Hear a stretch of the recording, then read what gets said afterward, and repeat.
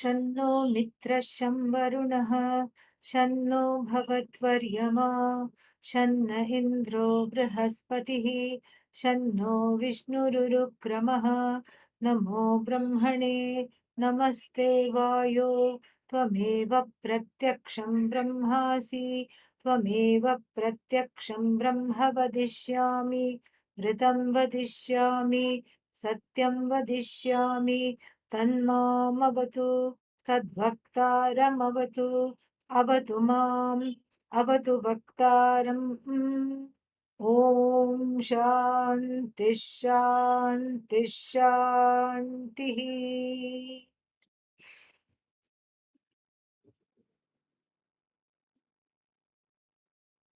Last time we were seeing how the regular person in the life, the Ajnani, enjoys various objects that are enjoyable.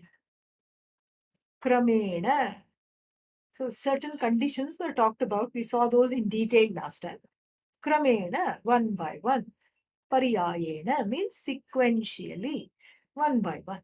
And then second condition was that upadhi kritena, centered on the upadhi, meaning on the various means of enjoyment, like the sense organs, etc. So various means of enjoyments are there. And so based on upadhi krite, na?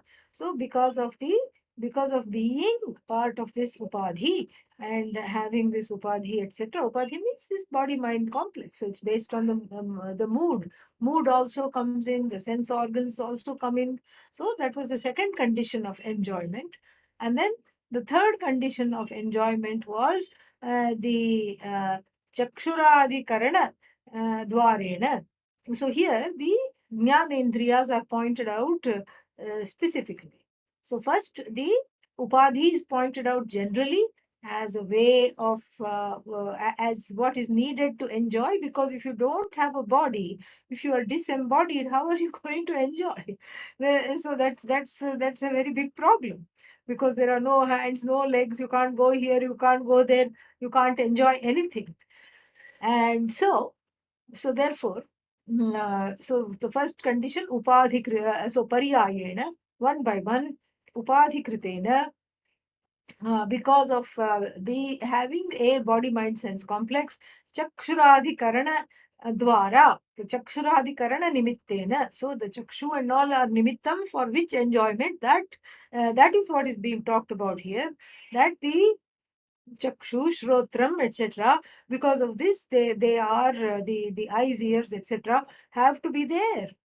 And then, so chakshuradhi nimittena. So because of the chakshu, etc., that is there, the third condition.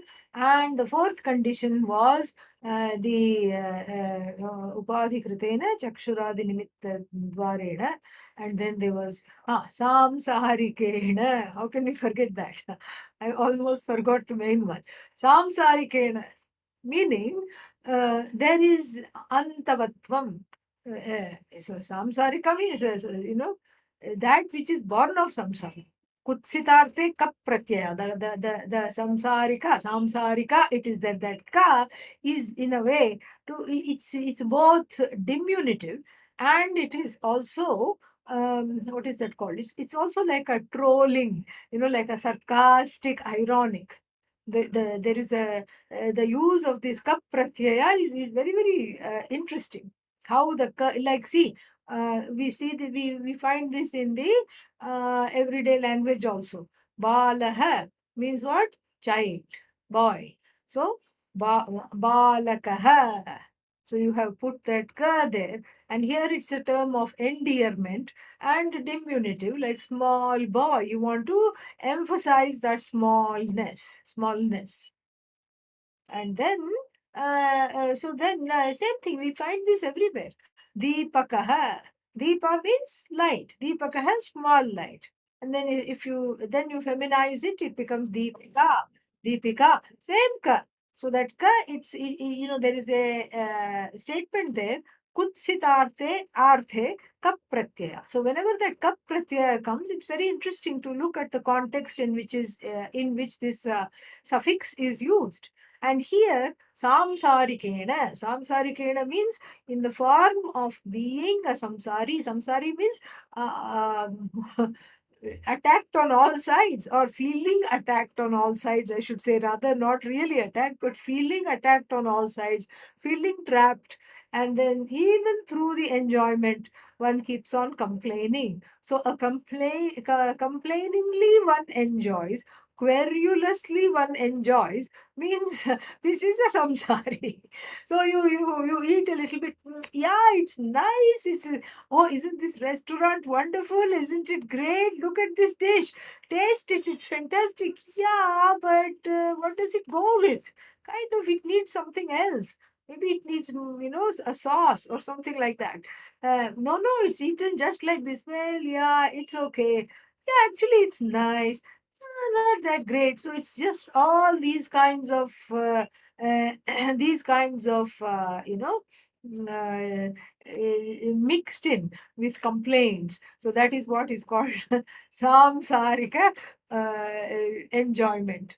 And so these are the ways in which the person of no knowledge of Brahman and enjoys things in the life. Okay, but now how does that's where we had stopped. How last time, how does the person of knowledge, how do they enjoy? They enjoy in a very different way. Not, and it's completely opposite of how the samsari enjoys. Because, and it is different in many, many respects. And what is that, what are those respects? So the enjoyment is not based on, is not based on the, what is that called? Is not based on the upadhi. Upadhi being finite, the enjoyment is not sent, not, we should say based on, that's not a good choice of words. I would rather rephrase it as not a, what is that? Not centered on the upadhi. Not centered on the upadhi. So the person of the one who knows I am Brahman, so does that mean they no longer have an upadhi? No, they have an upadhi. They have a body, they have a mind, they have the senses. But their happiness is not dependent upon or centered upon any of the aspects of the upadhi. They don't need to be embodied in order to be free. First one is embodied and one feels bound, and then one is embodied and one wants to feel free even within that same body. And so that aspect is not there for this fellow, the Brahmagyani, for this sage. And so so there is not this small truncated ananda, object by object, always dependent. So the Ajnani is dependent on many things. The Ajnani is dependent upon the mood, Ajnani dependent upon the mind, in order to enjoy one small paltry dish. So Ajnani is dependent on the mood, Ajnani is a slave to the mind, Ajnani is a slave to the wants, which generated these pursuits, and Ajnani has to pursue. So therefore, the karmendriyas are involved, the organs of action are involved. No, I order whatever I want from Amazon. Well, Amazon also, you have to move your fingers and order things. It doesn't just come. And so somebody has to be ordering. And so then so the karmendriyas are involved. And then what else is involved? Jnanendriyas are involved. Chakshuradi nimitta is there. And then the nimitta means the cause of enjoyment is eyes, etc. Jnanendriyas are involved, karmendriyas are involved, upadhi is involved, mind is involved, senses are involved. Then what else is involved? Then the complaints are also involved, because at the behest, at the centered on this I, and which I, the samsarika I, this little diminutive I. Here we have to take diminutive in the sense of not like a balaka, like a cute small boy, or balika, a cute small bird, a girl. No, here diminutive means you have to take, actually, ironically and literally, you have to take it as diminutive. Why? Think about it. It's like the once you identify with the body, mind, sense complex and the ahankara, then you literally become a diminutive being. You become the smallness. Basically chokes you. You cannot handle it. You want to be big, but you don't know how, because you have caught hold of that smallness, or rather you have identified with the smallness, and now it has become the bars of a cage. So it's like this unsuspecting bird that was being chased by another predatory bird. So it just walked into a cage thinking, oh, I'll be safe here. And it felt safe, but after a while it dislodged that cage door, which had been kind of propped open, and then it fell down with a bang. And then what? The bird, the small bird, was imprisoned. This is how it is. We seek the safety of identifying with the body mind sense complex, and the objects of enjoyment, etc., etc., because in the beginning there is safety in smallness, but then very soon one finds out that this is a false safety. This is not really safe. It's actually just safe enough to to show how unsafe it is. Perhaps that's all it is. So this samsara, this is how the person is enjoying everything in a truncated, very disparate, discrete manner, one by one, sitting there, now complaining, now happy, now complaining, now happy. And then the complaints are all over the place. Complaints against the jagat, complaints against God, complaints against oneself, everything. But this is not the lot of the Brahmagyani. For the Brahmagyani, the story is entirely different. Because first of all, we have to take the last condition first. There is no there is no samsara there. Samsara means what? A notion of bondage which confines one to a life of constant becoming. There is no notion of bondage. Notion of bondage is not there at all. Notion nasti. And so, since the person is not feeling bound, either physically or mentally or emotionally, or because one has a body, no such thing. And so, therefore, there is already a sense of contentment where the I is placed. And the I has not been placed in the body, or the mind or the senses. The I, which was wrongly identified with the body mind sense complexes, is walked over. So Mother Shruti takes this jiva from hugging the body mind sense complex all the way to Brahman. They say, this is your home. Home is home, and you sit here, and your other home, which is a dilapidated mess of we shouldn't say mess, mass of flesh, blood, and bones. This is what it is, which is finite, which is going to go any day. It can go, and so this is what it is. And you have to you have to make sure that this is not where you identify. If you place the I in the smallness, it will get used to that. It will keep on owning that up, and then it will be miserable. And so, therefore, the I is placed where its rightful home is. In the Satchidanandam Brahma, in Satyam Jnanam Anantam that we have studied. And then, so the person identified not with the body mind sense complex, but with Brahman as oneself, has a very different idea of enjoyment. So, enjoyment is not a process for this person. Bhashyakara points this out. Enjoyment is not an object. is not object based, and neither is it subject based, in the sense of subject means karana, instrument based. It's not dependent on the karanas. Chakshuradi, the eyes should be working, then only I'm happy. The ears should be okay, then only I'm happy. No, not at all.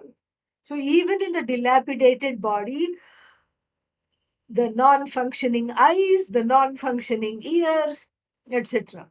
And we could see when Pujya Swamiji was teaching at the end of his life, nothing was functioning. We all wondered. Whenever I visited him, I would wonder, what is it that is making him tick? What is it that's making him sit? What is it that's making him teach? It was some daivam there, because really, the eyes would not work. He could hardly see. Hearing was gone, and he ate so little, just enough to sustain himself. Kidneys were not working, heart was gone, kidneys were gone, pancreas were gone. So, what was there? Who knows what was working? And he himself said one time, he said, if you knew all the things that were wrong with me, you would say, Swamiji, please take rest, do not teach. That he would say that.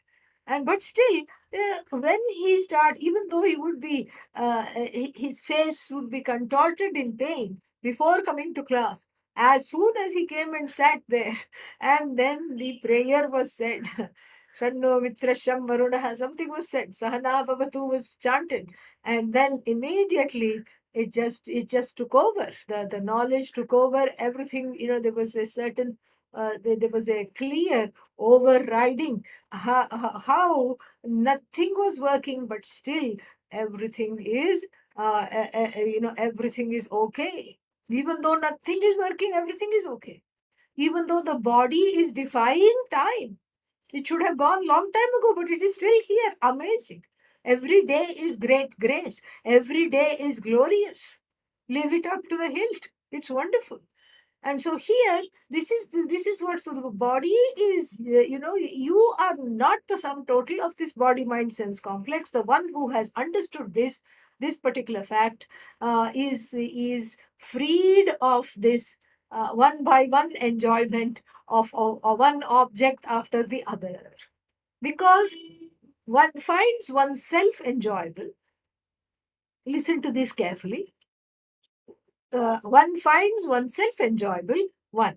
And number two, one therefore, and then one knows that everything is Brahman alone. So this is fact number two. Fact number one, one finds one has done, what is it called? Pratyagatma Siddhi, meaning one has established that this Atma is not the body, not the mind, not the senses. And then the second thing, I know this is Brahman. And Brahman, number three, Brahman is everything. Everything is Brahman. Brahman is limitless. And that Brahman is myself. And so therefore, I find everything enjoyable.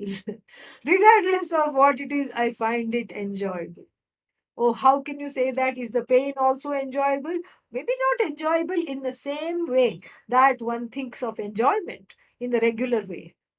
But pain is not you. That is the idea. Pain cannot have the power to what is that? To it can give you discomfort. Physical discomfort it can give, but it cannot give you any kind of a mental agony. It cannot. For that mental agony to come, there must be some subjectivity and wrong identification with the mind involved. Why me? What's happening to me? Why I'm not getting anything? And all these kinds of things. And so therefore what? So therefore, this is the teaching here. It's very, very fantastic. So the mind and body, the jnani also has. The ajnani also has. The ajnani's problem is that the ajnani is identified with the body mind sense complex, but the jnani is not number one. And so the jnani's source of enjoyment is oneself alone.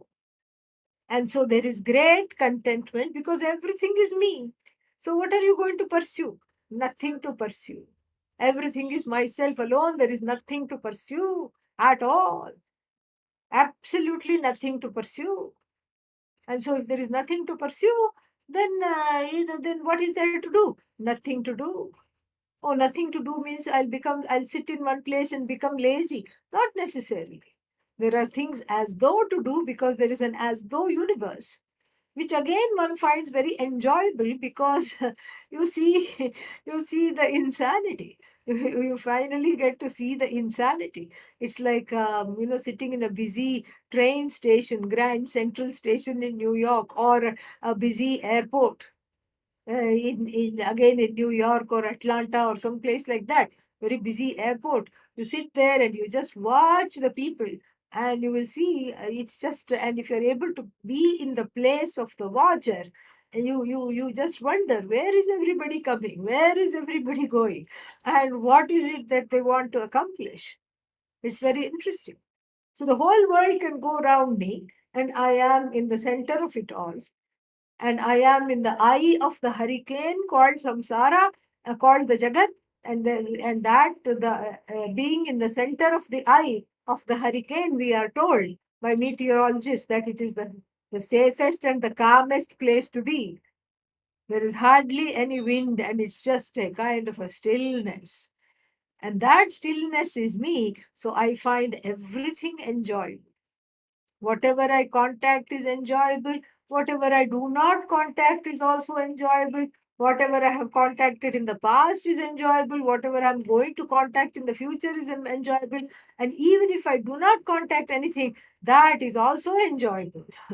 Everything is enjoyable because I am the source of enjoyment.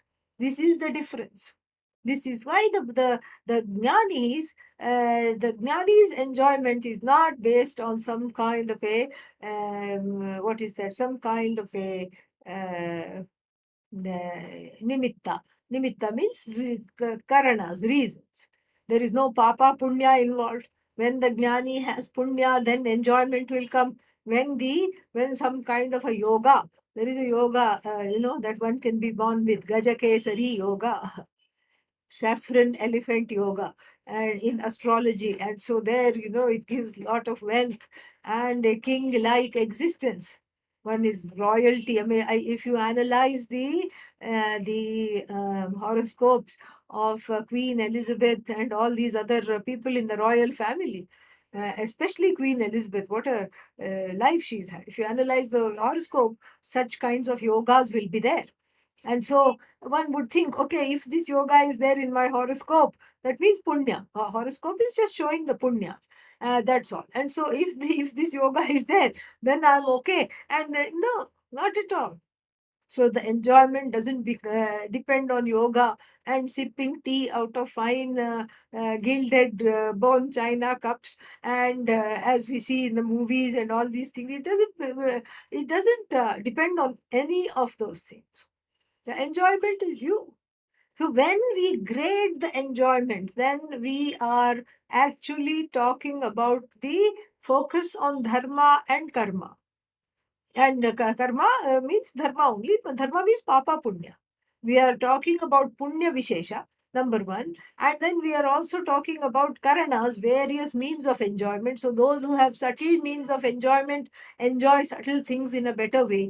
That is not there here. That is not there at all. And later on, this very Upanishad will disabuse of this notion of these gradations of enjoyment by setting up a taratamya, a kind of a comparative analysis of enjoyment, how by setting up one human unit of happiness. And what is this one human unit of happiness? Yuva syat sadhu yuvadhyayakah. So let us imagine Yuva syat, young, a young man. Okay? Then young means must be very restless and mischievous and up to no good. No, no, no. Sadhu yuva. Sadhu means very well, very good person, good young man, very calm. Oh, this doesn't must not be educated. No, no, no.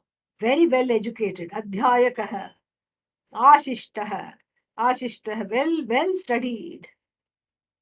Oh, must be wishy washy. No, dradhishtha. Oh, then must be a nerd sitting in front of the computer all the time and you go, foo, and the person blows away. No, no, balishta, very strong, very strong. And by this time, if there are any what's the word for it, Indian parents listening to this particular one unit of ideal typical Ananda, they will immediately think of this fellow as son-in-law material. Oh yes, yes, yes, this looks this looks very nice. Mama says that. Mama means uncle, the man of the house. So Mama says, this is wonderful for our daughter. He's good, he's educated, he's whatever. Mommy, the auntie, is much more practical. What does Mommy say? Mommy says, show me the money.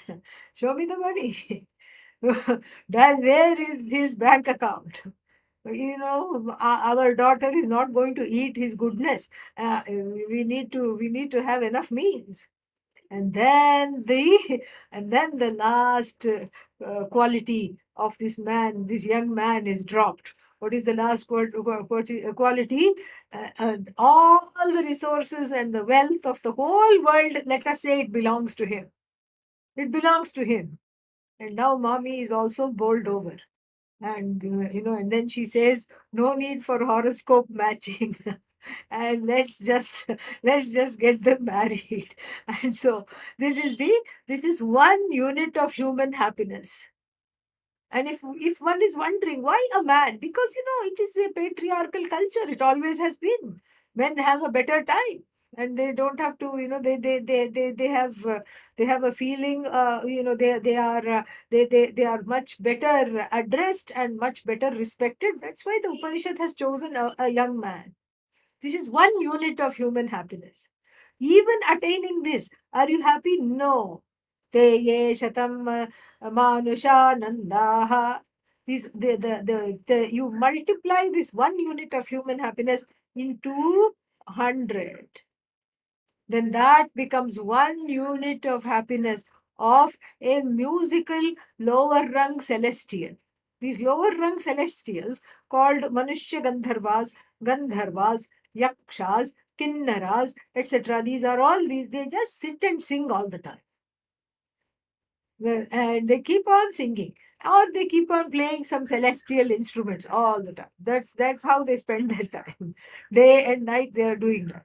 And of course, they happen to be very good musicians, and even to enjoy and immerse oneself in music, one has to have that upadhi, that sensitive upadhi one has to have, that sophisticated upadhi to be able to enjoy music. Otherwise, if one has a tone deaf upadhi, nothing will sound nice. And so, tone deaf means you're not able to make out the various intonations in the music. You're not able to make out the things. Everything sounds the same. Then, so this is one unit of these lower rung celestials' happiness. Then you multiply that by 100, and then you get one unit of Karma Deva's happiness. यो कर्मणा यह कर्मणा देवान अपियन्ति. Apiyanti means they serve. So they are the chai wala devatas. They bring chai to the other devas in the higher realm of the celestials. They bring chai. And even the chai wala of heaven enjoys more happiness, hundreds of thousands more times happiness than you do. Think about it. Amazing. And so, like this, it goes all the way to Indra. It all goes to Prajapati, Brahmaji, etc., etc. But then, how do you get Indra's happiness? Oh my God. Indrasya Ananda. How do you get Indrasya Ananda? Well, don't worry, because all the time, as we are going through the gradations of Ananda, Pariyayena, Kramena, Samsarikena, Dharmadi Nimitta Apekshan, Chaksuradi Apekshancha, all these things based on the mood, based on the body, based on Punya Papa, based on the, what is that called? The eyes, ears, hands, etc. Karmendriyas, Jnanendriyas. You have a whole list of things. And if you see, it's very evident. I cannot climb the whole rung of this, all the rungs of this ladder. I cannot climb. It's very, very clear. And so what? You quietly look on the side, and there is one person sitting in a loin cloth, enjoying all the levels of happiness without any perturbance. No perturbance, no striving at all. Who is that? Shrotriyasya cha kamah. So te ye shatam manusha anandaah shrotriyasya cha kamah. Everywhere this becomes a refrain. Shrotriyasya cha kamah. Shrotriya. Shrotriya means the one who is properly educated under the guidance of a guru who knows what they are talking. Some gurus don't talk at all, but we are not talking about those gurus. Even among the talking heads, you can't just make up whatever you want. It has to be based in the lineage, in the tradition, in everything. And so this is the one that enjoys everything. And enjoying everything, the person is very, very fulfilled. And why? Because the person has understood I am Brahman. And that fulfillment, which is centered on the self, is now out and about, feeling very, very happy and enjoying itself. And so, Shrotriya, and then the second condition for this enjoyment is called Akamahata. You can't, you have to be very careful how you resolve the compound. You cannot say Akamena Hataha. You cannot say, killed by no kama. No. Not killed by kama, not hijacked by all kinds of desires. So this is the Shrotriya. The word is already used, and not hijacked by desires is a nod to the other word Brahmanishtha.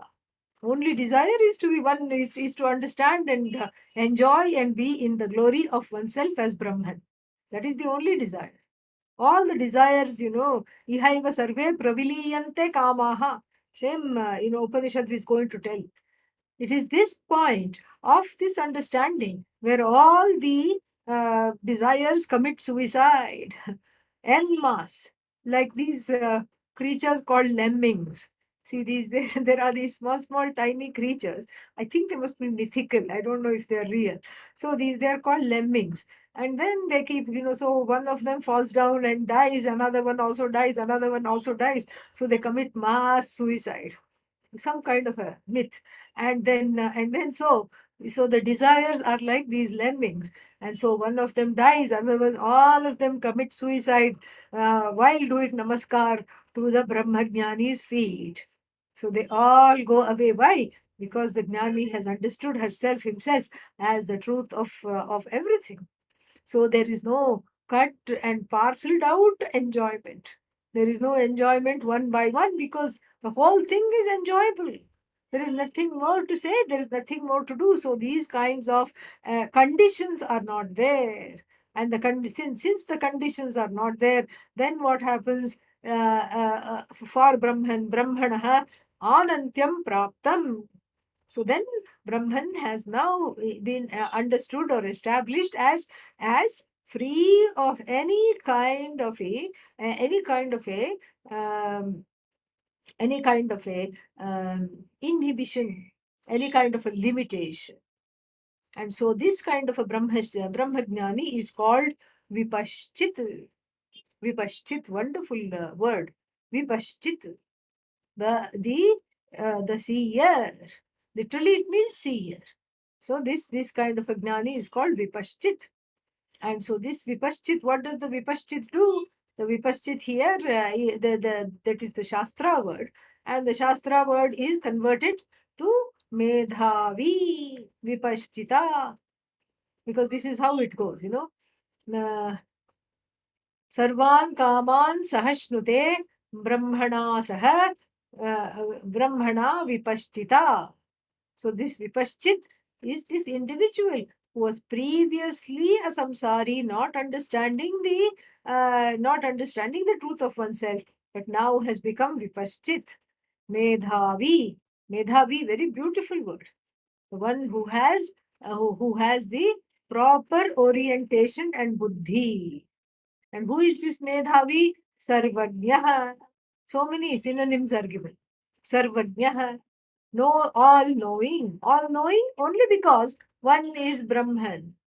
Well, one is Brahman. And so one is Brahman, and so therefore the person is all knowing.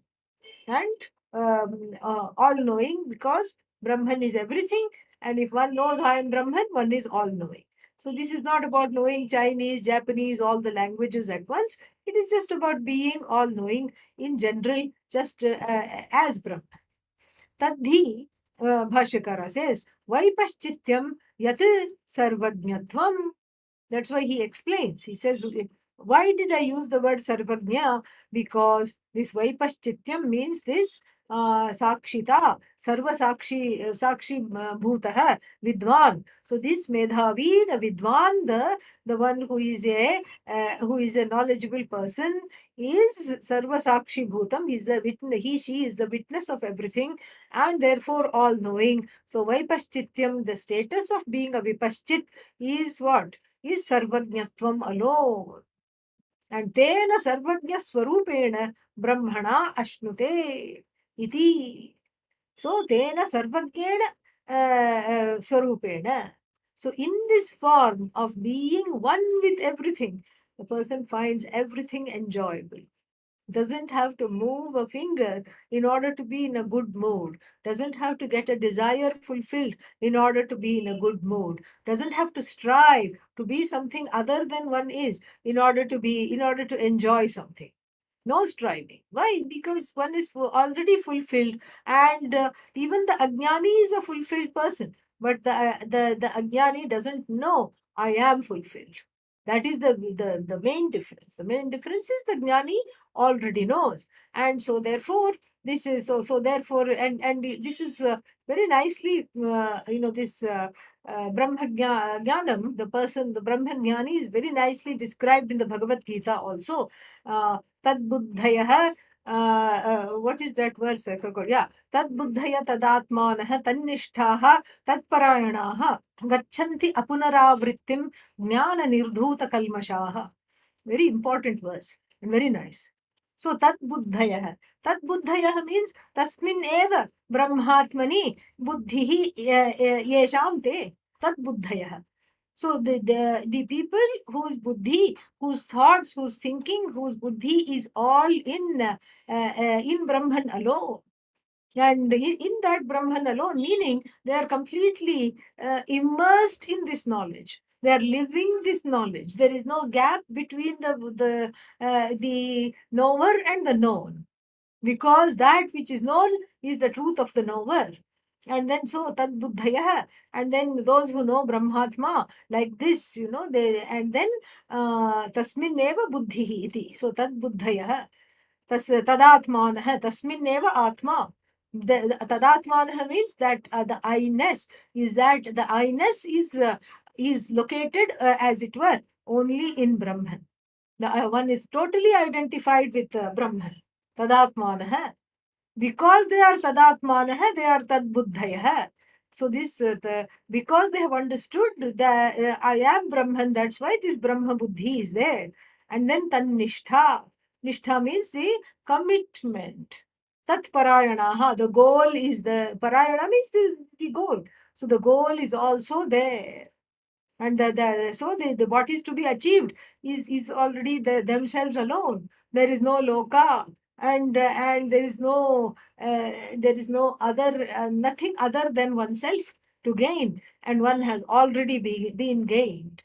And then how did they, how did they become like this? How did they become tad buddhayah, tadatmanah, tannishthah, tatparayanaha? How did they become? Because they were Nirdhuta kalmashaha. Jnana nirdhuta kalmashaha. Jnanena nirdhutam kalmasham. Yeshamte. So by knowledge, all that the desiring person, the wanting person was wiped off by the duster of knowledge. Maybe we should say luster of knowledge was wiped off completely. That person was not there at all. And this is what is very interesting, because in the beginning of this pursuit, one says, okay, I am a committed student of Vedanta, and then I have the rest of my life. And then I do all these things on the side. Some kind of a, what is that? Like a side, like people have a day job, and then they have a side hustle in order to just feel happy or make a little more money or something like that.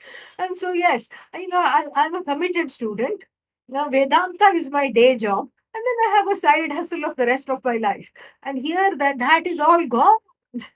That is all gone. Why? Because the in the process of waking up to the truth of oneself, because it is indeed a process. It's a process of a growing clarity. It is not just one aha moment.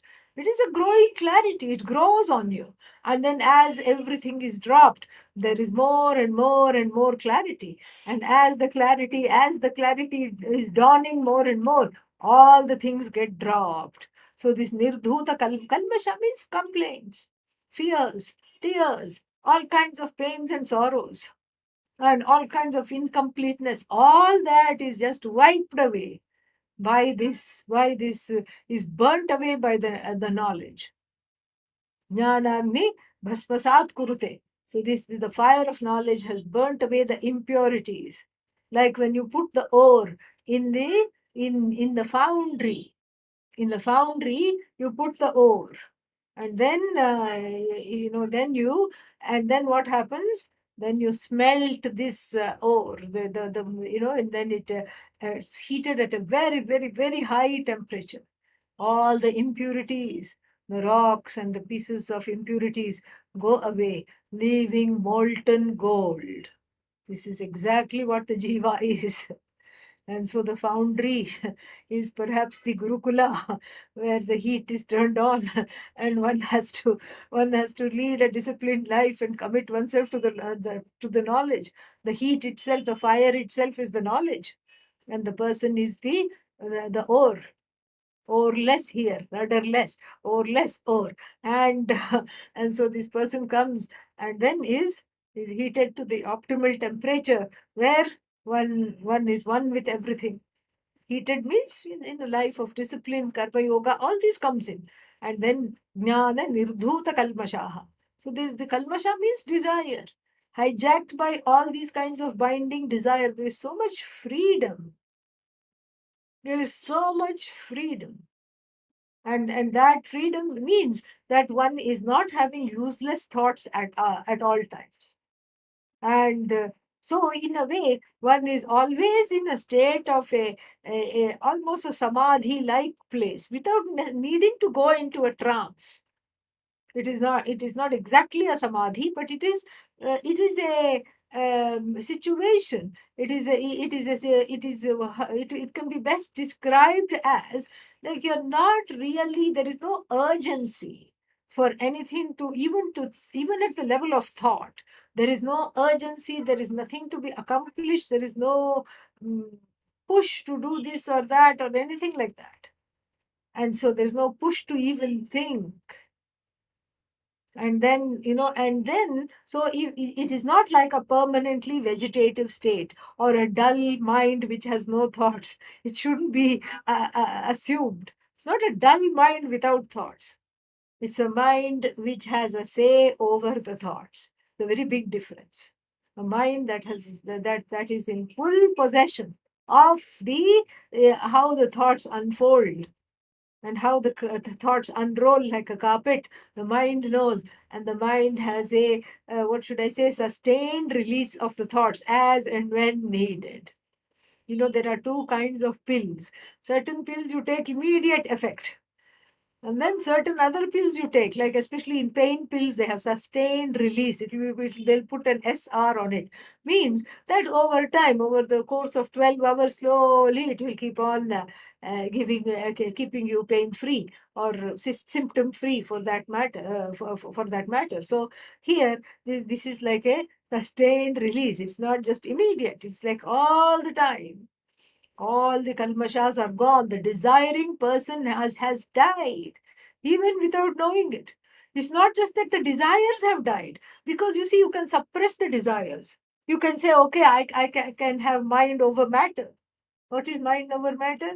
If you don't mind, it does not matter. So, you know, so you can do this. You can have mind over matter. You can do all kinds of shenanigans, and you can become you can train yourself to be a stoic person, suppressing each and every desire.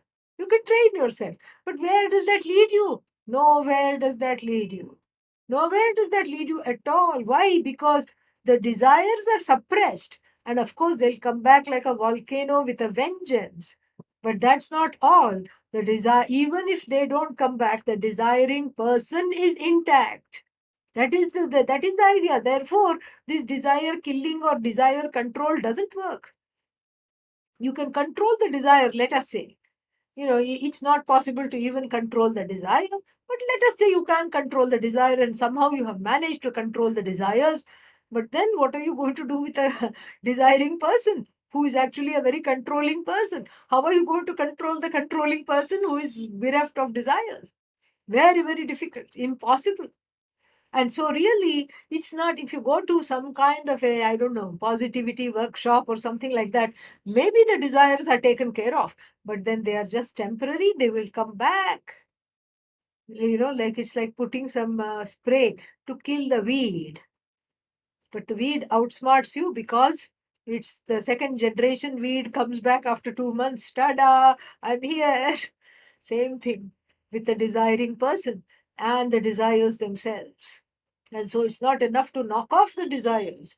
The desiring person should be outed as mithya, as a dependent reality without really any basis. Dependent upon what? The non-desiring person who is the satyam of this desiring person. So the desiring person is knocked off. It's not that the desires are gone. The desiring person itself being gone. So therefore, the person doesn't have any pursuit as such, which is done from a place of pressure. No pressure. The person may be doing a lot. The person may be going here, going there, and you see the person enjoying themselves in company of so many people, or you see the person doing good for the society. All that is there, but the person, this is not for their own, they are not dependent on that. This is not for their own amusement that they are doing this, or their own enjoyment. It's not like a social service oriented person. I have to do social service. I want to do social service. Yes, it's a noble deed, but here too is a pressure. I better do it now. I have to do it now. Here there is complete absence of pressure. For whom? This Medhavi. For this Medhavi, this is total, absence of pressure. So Medhavina Vipashtita iti. Iti Shabdah mantra parisamapti artham.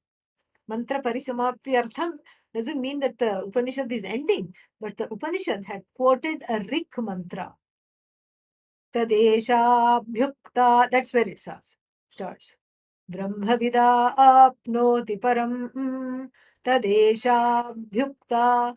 Esha Rik udakriyate. Abhyukta means it is said. That's where the quotation marks start. And the whole thing is a quotation from the Rig Veda. Satyam Jnanam Anantam Brahma Yo Veda Nihitam Guhayam Parame Vyoman Saha Ashnute Sarvan Kaman Brahmana Vipaschita Iti. Iti is the close quotation here. And that is what Bhashyakara points out. This Iti Shabda is closing up the quotation. It is there. So with the quote that began with the Deshabhyukta all the way to Brahmana Vipaschita iti. Here the quotation ends. And so mantra parisamapti darshanartham, to show that the mantra has ended. So to show that the mantra has ended, this is the typical way in Sanskrit to do that. And then now let us go further. Finally, so let us repeat this. Hold on. I don't know if we have repeated this, but even if we haven't, doesn't matter. We should repeat this so that we can remember where we are. सर्वः एव सर्वः एव वल्यर्थः वल्यर्थः ब्रह्मविदाप्नोति परम् इति ब्रह्मविदाप्नोति परम् इति ब्राह्मणवाक्येन सूत्रितः ब्राह्मणवाक्येन सूत्रितः स च स च सूत्रितार्थः सूत्रितार्थः संक्षेपतः संक्षेपतः मन्त्रेण व्याख्यातः मन्त्रेण व्याख्यातः पुनः पुनः तस्यैव तस्यैव विस्तरेण विस्तरेण अर्थनिर्णयः कर्तव्यः अर्थनिर्णयः कर्तव्यः इति इति इति उत्तरः उत्तरः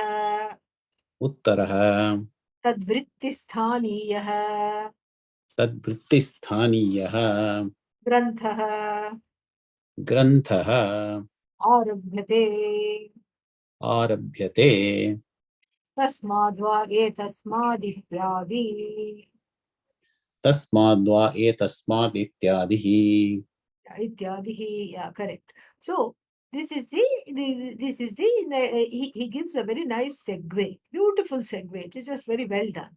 I just love Adi Shankara's segues because they are so uh, to the point, and there is a beauty in that precision, as we'll see here and in also other places. Whenever he gives that sangati means segue. So whenever he gives that sangati, there is a beauty in how it is.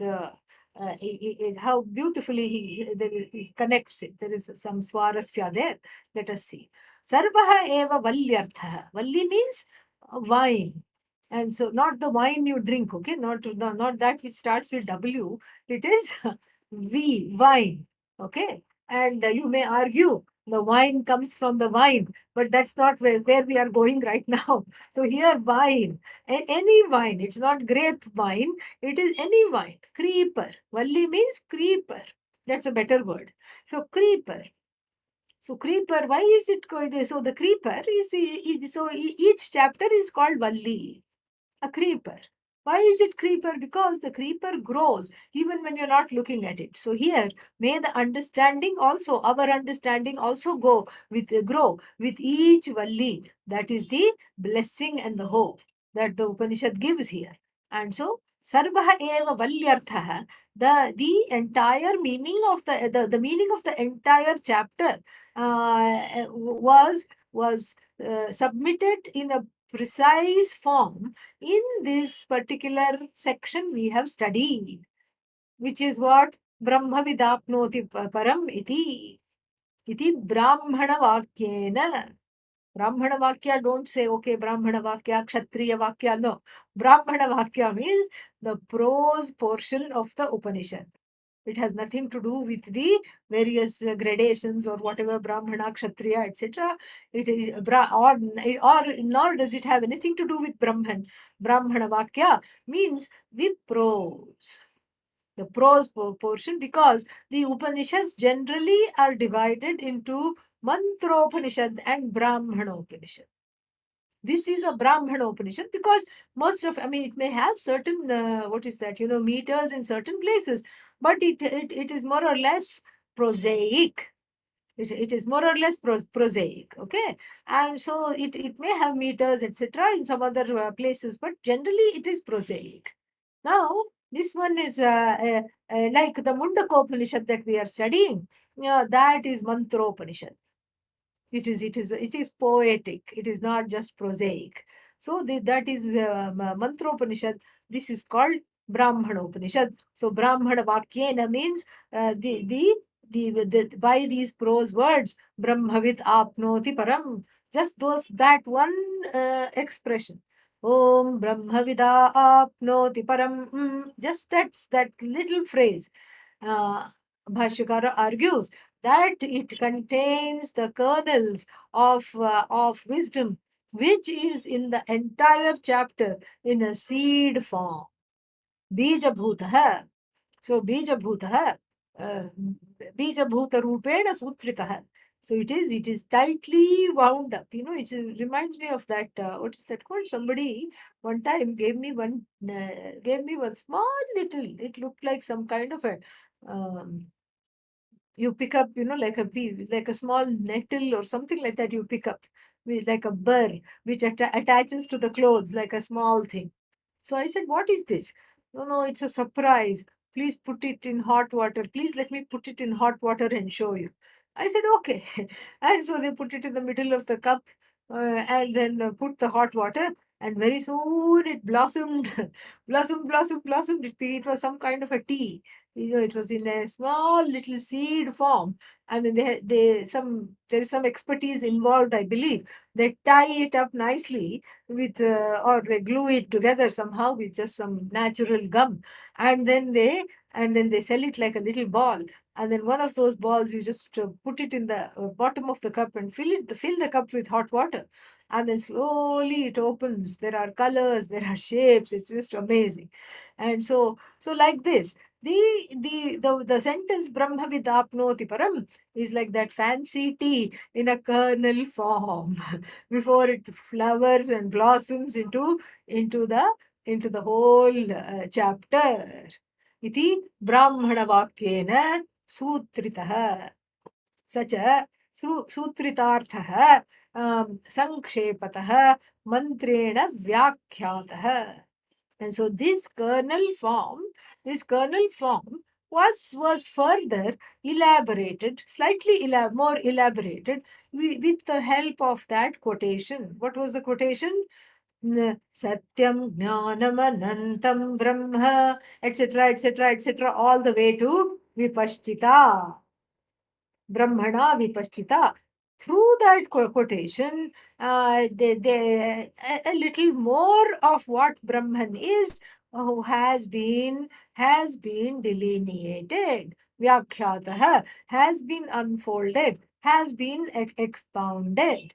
And then what? Then punaha, then again, tasyaiva vistarena artha nirnayah kartavyah. This is very straightforward. We can go through this quickly. Tasya eva. So this thing alone, artha nirnayah, the ascertainment of the correct meaning has to be done. Why should it be done? We know enough about Brahman. Why can't we go away? Because the Purva Pakshis have not been taken care of. And Brahman is the Karana that has not been understood properly. Purva Pakshis haven't been taken care of. Where are these Purva Pakshis? Don't look here, don't look there. They are in your head. That's where they are sitting, in a latent, in that kernel form. They too will, they too will blossom and then show their faces and then keep on arguing with the knowledge and with the teachings. And so therefore they all need to be taken care of. And then it's just like a what is that called, the thesis statement. So first we had this pratignya, Brahmavid apnoti param. Kim tad Brahma iti akanksha came. There was an understanding. What is this Brahman? That thing was there, and then immediately the answer was given. Satyam Jnanam Anantam Brahma, the one who knows it in their heart as non-separate from themselves, will gain the entire universe, etc., etc. That whole promise was given. So now you can't just, that was just an appetizer. That was not even an appetizer, it was a palate cleanser. After eating so many insults of samsara and having a bitter taste in the mouth, this came as a nice wash, a little palate cleanser. You go to these costly restaurants and they give you some little drink, mint leaves and some things will be floating, and then you drink that and you feel, now I'm ready to eat. So I've not had anything. I've not even had the appetizer. I'm not going to get up and go from the table.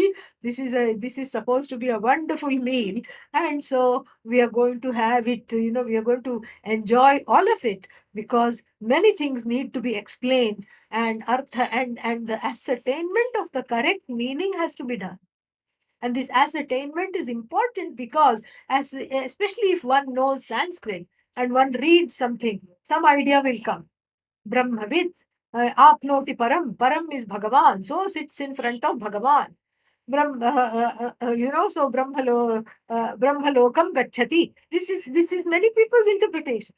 In fact, the Vishishtadvaitins all have this interpretation. They refuse this. They will not even look at Adi Shankara's interpretation at all. They will just, they have this interpretation that after death, this Vidwan who has studied all this will go sit in front of Brahman, sit in front of Bhagavan, and then have Sayujyam, oneness, Samipyam. What is that? Samipyam means sitting close to Bhagavan, just attached to Bhagavan. And then literally, and then what? Sitting close to Bhagavan, Sayujyam, Samipyam, there are 4 different kinds of closenesses and onenesses. So depending on their karma, they will enjoy that. That is how most people interpret it. So artha nirnayaha kartavyaha. So this has to be ascertained. Who is this Brahman? So am I part of Brahman? No, there is no part, because that which we talk about is partless. No. What can I do now to know this Brahman? And how do I know? I already know this Brahman. All these questions will come. And then now that I know Brahman, what should I do? How should I lead my life? And all that is given in the third Valli. Annanindhyat tadvratam. Don't this thing Annam Brahma. That's how this next section is going to start. So this annam that you eat, what you eat, and what makes your body grow, what constitutes your body, is itself Brahman. And then once you know this, yes, you know this annam Brahma, but Brahman is not annam. This is going to be pointed out. Mano Brahma. This Manaha is Brahman, but then Brahman is not the Manaha, transcends the Manaha. And then Prana is Brahman, Brahman is not Prana, everything is Brahman, Brahman is not any one thing. All this needs to be pointed out. And if Brahman is Jagat Karanam, so that Karanatvam has to be pointed out, and that this Karanatvam is not real. It's as though imbued, it's imputed upon that consciousness, that Brahman which is free of being the cause. In other words, it's a causeless cause, and it is an as though cause. It's just wearing a dress of a ruler. The ruler of the universe has got a scepter in one hand and a crown, wearing a crown and scepter and all the accoutrements of power. That is why when you see all the devatas in the temple, they have 20 arms and all, each one has one weapon, ayudhas. This is just to show rulership, overlordship. The goddess Durga has overlordship, and Mahavishnu has overlordship, to show that. And then what? You take away the crown. Who is occupying that crown? Brahman. Brahman plus crown, Ishvara. Brahman plus crown and contentment, Ishvara. Brahman plus complaints and ignorance, Jiva. Same Brahman. All this has to be pointed out. And when we have this causation, there is a certain order in which the elements have come. That has to be discussed.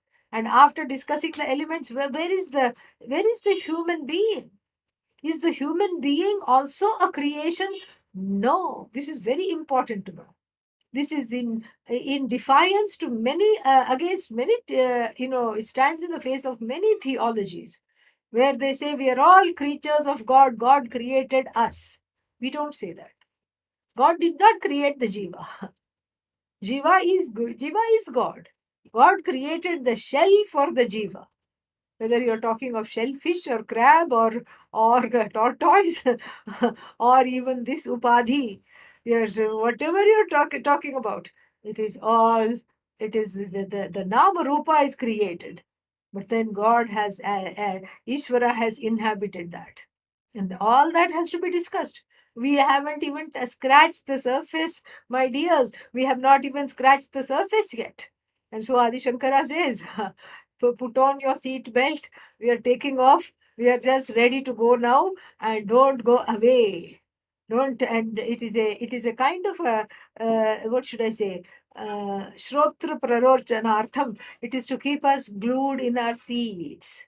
It's a little cliffhanger so that what to expect next time. So tomorrow what will I get? All this we will start looking at tomorrow. Oh, okay, this is interesting. Palate cleanser done. Now I have a clean mouth and I want to eat some more things. Oh, there comes a tray of appetizers. Fantastic. This meal is off to a great start. So, like this, punaha, then again, tasyaiva vistarena arthanirnayaha kartavyaha. The ascertainment of the proper meaning. That is in keeping with the lineage, that is not distorting the essence and the intent of the Upanishad.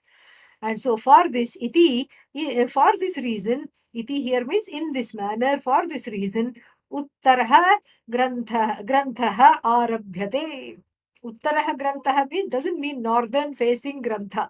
No. It means the later chapter or the later book, no, manuscript, the later mantras are being unfolded or are begun or so Uttara, this the what is going to come now is going to be taught. And what is this?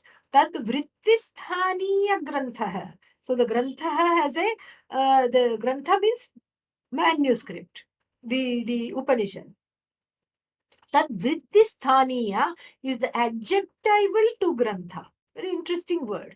Tad vrittisthaniya grantha arabhyate. We only know one meaning. We only know two meanings for vritti. Vritti is livelihood. What is your vritti? I am a lawyer. What is your vritti? I am a doctor. That is one meaning of the word vritti. And then the second meaning of the word vritti is a what is that called? Is like a vyakhyana, like an unfoldment. Like we were recently studying this.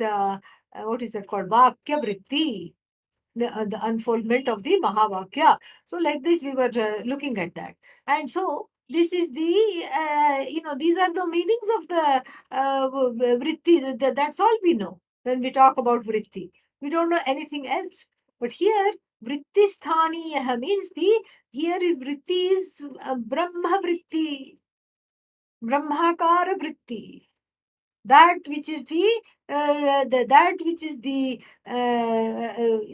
this what is that called, that which is through which this Brahman is communicated, that teaching through which this Brahman is communicated. And then all this, through this anuvyakhyana is going to take place. And then this is what it is, this is what is called vrittisthaniya. So this is the vrittisthaniya means there is the Brahma vritti, akhandakara vritti, the vritti of oneness. How the teaching is communicated from the teacher to the mind or the heart of the student, and that is the in the form of a thought. What thought? Brahman is the content of that thought, and Brahman being everything and limitless. And so it gives rise to what, listening to Brahman gives rise to what is called akhandakara vritti, a vritti that is a vritti of oneness. And so that is the therefore Uttara Grantha Arabhyate. And how does it start? Quotation Tasmad va etasmad iti ityadihi. So through this grantha, which starts with tasmad va etasmad, many things are done. The goal was given, and that goal, which is Brahman, has to be flushed out. And Brahman was Satyam Jnanam Anantam, that was given. That has to be properly established now. And then, if Brahman is the cause of the universe, how did this whole Jagat come into being? Has to be pointed out. And then again, abhinna nimitta upadana karanatvam, the how the effect is non-separate from the cause, that has to be pointed out. Mithya satyam has to be pointed out. We have a lot to do. When? Tomorrow. We will see that. We will see more tomorrow. Om Purnamadah Purnamidam Purnat Purnamudachyate Purnasya Purnamadaya Purnamevavashishyate. Om Shanti Shanti Shanti. Harihi Om Shri Gurubhyo Namaha. Harihi Om. If you have any questions, you can ask. We have a little time today, so you can ask.